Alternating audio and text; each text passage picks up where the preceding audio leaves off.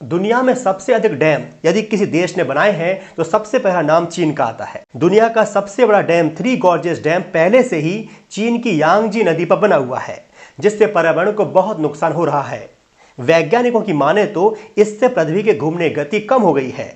चीन ने यह बांध अपनी बिजली क्षमता को बढ़ाने के लिए बनाया था।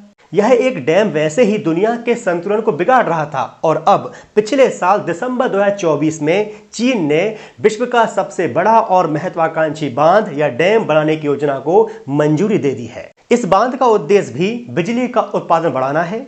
चीन का सोचना है कि इससे कोयले पर उसकी निर्भरता कम हो जाएगी। बहुत ही जटिल इंजीनियरिंग के जरिए बनने वाले इस बांध को तैयार होने में कई साल लगेंगे, लेकिन इसके स्थान और बहुत विशाल आकार को लेकर चिंताएं भी खड़ी हो रही हैं। इस वीडियो में मैं बात करूंगा कि यह चीन का महत्वाकांक्षी सुपर डैम है क्या और कैसे भारत के लिए मुश्किल खड़ी कर सकता है। पहला प्रश्न उठता है कि आखिर किस व्यक्ति ने चीन के इस डैम को सुपर डैम कहा है। तो मैं आपको बता दूं कि वॉशिंगटन डीसी स्थित स्टिमसन सेंटर में energy, water and sustainability programme के निदेशक ब्रायन आयलर 15 साल तक चीन में रहकर काम कर चुके हैं। उनके द्वारा दुनिया भर में बांध के डिजाइनों का अध्ययन किया जा चुका है। उनके अनुसार ही यह एक सुपर डैम होगा। आपको जानकर आश्चर्य होगा कि यह बांध जहां बनाया जा रहा है वो इतना दूरस्थ इलाका है कि शायद ही दुनिया के ज्यादा लोग वहां कभी गए हों। आपको पहले ही बता चुका हूं कि दुनिया में अब तक का सबसे बड़ा हाइड्रो पावर बांध चीन का थ्री गॉर्जेस बांध है, जो चीन की सबसे लंबी नदी यांगजी पर बना है। यह बांध 2.3 किलोमीटर लंबा, 115 मीटर चौड़ा और 185 मीटर ऊंचा है। यह डैम 600 किलोमीटर लंबी घाटी में पानी भरता है। इस बांध से लगभग 22,500 मेगावाट बिजली पैदा होती है। इस बांध से 40 अरब क्यूबिक मीटर पानी रुकता है। इस बांध को बनाने के लिए लगभग 12 लाख लोगों को विस्थापित करना पड़ा था। इस बांध की वजह से 13 शहर और 1300 गांव डूबे थे। इसके साथ ही इसको बनकर तैयार होने में 18 साल का लंबा समय लगा था। और इस बांध के बनने के बाद से ही वैज्ञानिकों का मानना है कि इस बांध की वजह से ही पृथ्वी के घूमने की जो रफ्तार है वो कम हुई है। साथ ही उत्तर और दक्षिण ध्रुव भी अपने स्थान से लगभग 2-2 सेंटीमीटर खिसक चुके हैं।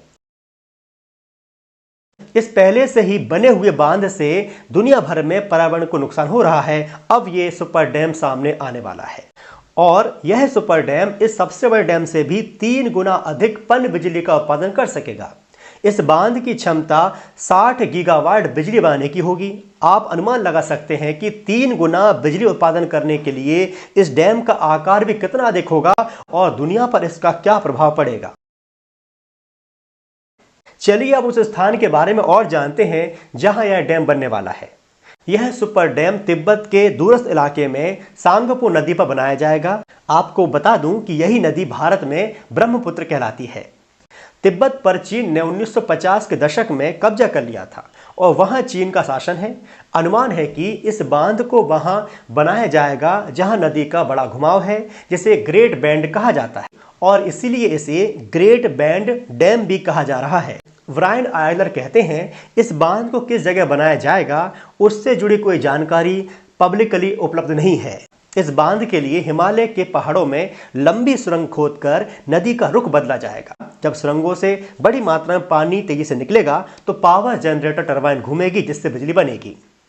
ब्रायन आयलर कहते हैं कि अब तक पता नहीं चल पाया है कि कितने लोगों को विस्थापित करके दूसरी जगह बसाया जाएगा, जबकि मैं आपको बता चुका हूं कि थ्री गॉर्जेस डैम की वजह से कितना बड़ा विस्थापन हुआ था। लेकिन ब्रायन आयलर का कहना है कि नदी के किनारे बसे कई तिब्बती पवित्र स्थल ध्वस्त हो जाएंगे और पुनर्वास के बाद तिब्बती लोगों की पहचान को खतरा पैदा हो जाएगा।